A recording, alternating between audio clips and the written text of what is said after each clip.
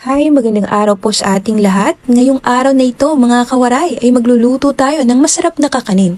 Ito yung ating kakanin na sapin-sapin kung tawagin. At dahil nga dito sa aking YouTube channel ay nagbigay na po ako ng kakaibang sapin-sapin, yung creamy sapin-sapin. Kaya naman ngayong araw ay pagbibigyan natin ng isang subscribers natin na nagre-request na magluto daw ako ng simpleng sapin-sapin, yung hindi ganun kamahal ang mga ingredients nito. Kaya naman, eto na at magluto tayo ng sapin-sapin na pwede kang makamura at pwede nyo po itong ipang business at talagang malaki po ang tutubuin nyo po dito kung sakaling itong recipe ko ang gayahin nyo dahil napakadali. Ayan, isa pa doon sa ating recipe na ito ay napakadali. Mura ang mga ingredients at talagang masarap. Ang nagpapasarap lang naman sa ating kakanin ay ang ating latik. So, eto na mga kawaray, magluluto na tayo at umpisahan na natin itong ating pagluluto ng sapin-sapin. Sa ating sapin-sapin ay kailangan lang natin dito ng glutinous rice flour. Dito ay gumamit lang ako ng 500 grams. Huwag natin kalimutang maglagay ng all-purpose flour. Dito ay naglagay ako ng 1 cup. Ang purpose ko dito para hindi ganun siya kalambot. At maglalagay naman tayo ng asukal. Dito ay wash para hindi ganun kamahal or makamura tayo kapag wash ang gamitin natin.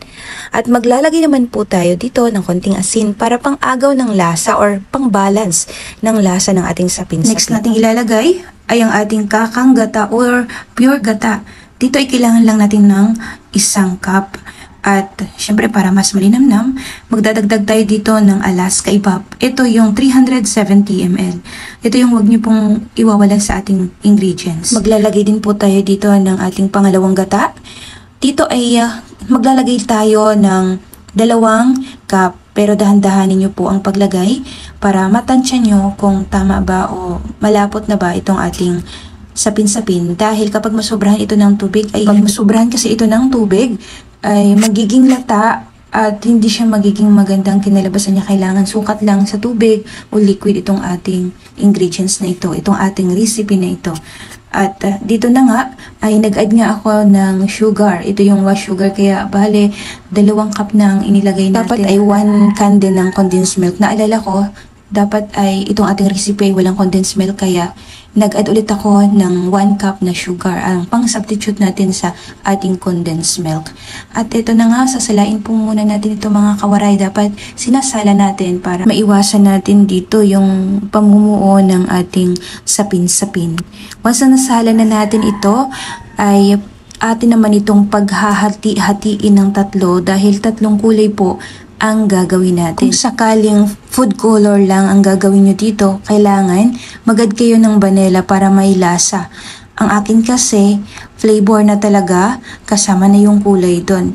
Ang unang flavor na inilagay natin dito ay ang ating ubi flavor. Kumamit lang ako ng 1 teaspoon, makulay na po siya. At haluin lang natin ito ng mabuti hanggang sa pumantay na ang ating kulay. Once na pumantay na siya, sunod naman na po natin dito ang ating pangalawang kulay, which is ang ating mangga. Dito masasabi ko sa ating sapin-sapin na ito ay may mga flavor bawat kulay, kaya naman napakasarap. Pero pag kayo ang gumawa at wala kayong mahanap na flavor na may kulay pa, ay mag-add kayo ng vanilla. Hindi po pwedeng kulay lang ang ilagay nyo, kailangan may pang palasa din. At isusunod naman na po natin dito ang ating strawberry flavor. Gustuhan ko din ng strawberry flavor dahil makulay din siya at maganda kapag ang 3 ito, ang kulay na ito ay pagsamahin natin sa sapin-sapin. Attractive po ito sa ating mga customer. Dito ay inilagay ko po siya sa ating baking pan.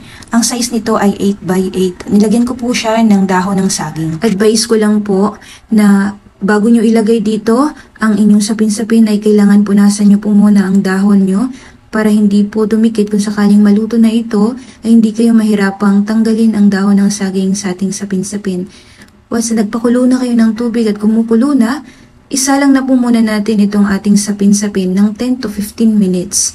Uulitin ko, bago nyo po ilagay sa dahon ng saging ang inyong sapin-sapin ay punasan nyo po muna ito ng oil para kung sakaling maluto ay hindi kayo mahihirapang tanggalin ito. At i-check po muna natin ito after 15 minutes. Check natin ito gamit ang ating toothpick. Once na wala nang sumama, Ang ibig sabihin lang nito ay luto na ang ating first layer ng ating sapin-sapin. Kaya naman ilalagay na natin ang ating pangalawa, which is ang ating mango. Maganda kasi kapag yung dalawang yon ang ipagkasunurin nyo, pagkapatungin nyo ng kulay. Kasi once na pink, hindi siya maganda dahil parang yung ating purple ay maaagaw na sa pagka-pink. Kaya dapat ang ating manggang isusunod natin. Check ulit natin ito after 10 to 15 minutes.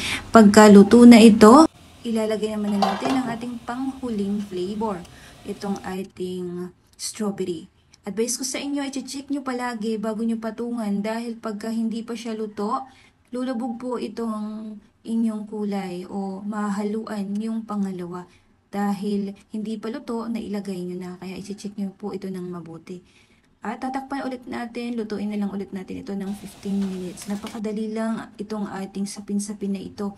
Ito yata ang pinakamadaling niluluto kong sapin-sapin dahil nga malaki ang ating hulmahan na ginagamit dito. Pero kung ang ating hulmahan na gagamitin tulad ng ating molder ng puto, mahirap po kasi at hassle kapag kayo nang gamitin natin. Mas maganda, mas mainam na baking pan na lang ang gamitin natin or ang ating bilao para hindi po tayo mahirapan at matagalan sa pagluluto. I-slice na lang po natin ito, ganun lang pong gawin nyo kasi pagka ang molder ng puto ay mahirap po talagang isa-isa. Kaya para mapadali ang pagluluto ng ating sapin-sapin, malalaking baking pan ang gamitin natin or holmahan. At ito na, gagawa na tayo ng ating panglatik sa ating sapin-sapin. Ito yung pangpasarap sa ating sapin-sapin ang ating latik. Kaya kailangan gumawa kayo nito. Ito ay kailangan lang po natin ng 1 cup ng ating kakanggatan. Dapat ay pure lang po ito. Hindi natin haluan ito ng tubig. Once na maglagay tayo ng tubig dito, hindi na talaga siya magiging latik. Continue lang po ang ating paghalo nito hanggang sa maging latik ito.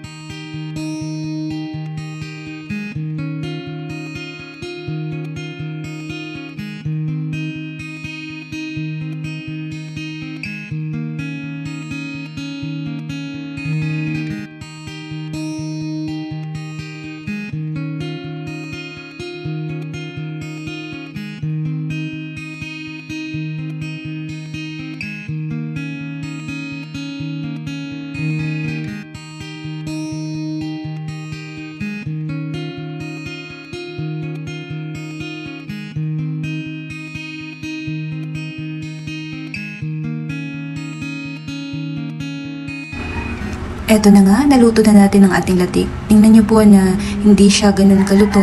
Once na ganito na, ang inyong latik, medyo brown na siya. Patayin nyo na po ang inyong apoy kasi pag hindi nyo patayin, masusunog po. Mabilis masunog itong ating latik kapag hindi natin patayin agad ang ating apoy once na ito ay golden brown na. Ngayon nga ay tatanggalin na po natin ito sa ating baking pan at i-slice po natin ito ng pa-square. Mga kawaray, kapag tatanggalin nyo nga po ito, punasan nyo po ng oil ng ating ginawang latik. At nakalimutan ko kasi siyang lagyan kanina ng oil ng ating saging, kaya naman dumikit po ito. Kaya ang payo ko nga sa inyo, kapag kayo ay magluluto, punasan nyo na po ng oil ang inyong mga dahon o yung magiging sapin nyo para sa sapin-sapin natin. Punasan nyo lang para madaling tanggalin.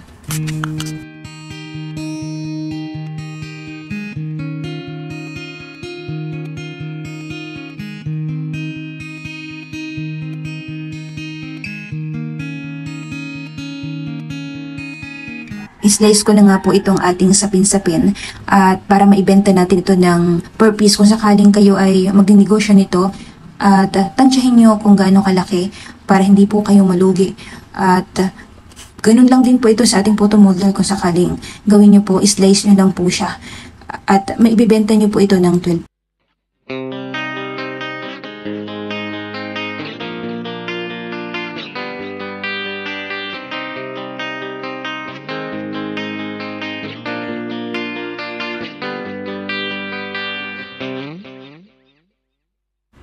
Binaliktad ko lang po siya para dalawa po ang kulay na makikita ng ating customer kung sakaling gawin nyo po ito para may pagpipilian sila, di ba? Meron kang pink at meron kang purple. At eto na nga mga kawaray, natapos na nga natin ito. At masasabi ko sa ating sapin-sapin na ito ay simple lang ang pagkaluto nito. Pati po ang ating mga ingredients ay simple lang din. At alam kong kayang-kaya nyo po yan. At wala po tayong nilagay dito ng mamahalin pang ingredients tulad ng condensed milk. Hindi po tayo naglagay dito. Pero hindi po siya nagkakalayo sa lasa ng may condensed milk at wala. Kaya naman, subukan nyo na po ito, gawin sa inyong bahay at ipangbenta nyo po ito at para makatulong po tayo sa ating pamilya at lalong-lalo na po ngayon na hindi po sapat na isa lang ang kumakayod sa atin. Kaya gumawa tayo ng paraan kahit nasa bahay lang tayo ay pwede tayong kumita. I-post nyo po ito sa inyong mga Facebook at kung gusto nyong hanapin at kung gusto nyong hiramin ang aking mga picture na ito na pwede nyong ipang-post, hanapin nyo po ang aking Facebook, Hasmin Kabikis, at hiramin nyo po ito at panimula nyo. At sana ay nagustuhan niyo po itong ating recipe ngayon.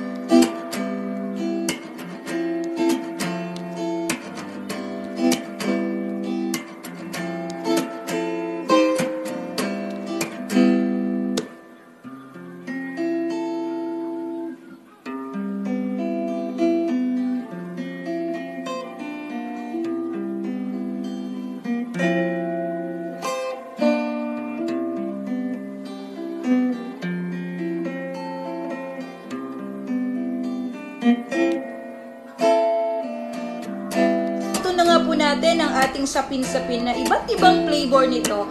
Mayroong strawberry, mango, at ang ating ube. At itong ating ube, ang nagpasarap talaga dito ay itong lasang mangga. Napakasarap, kakaibang flavor po ito.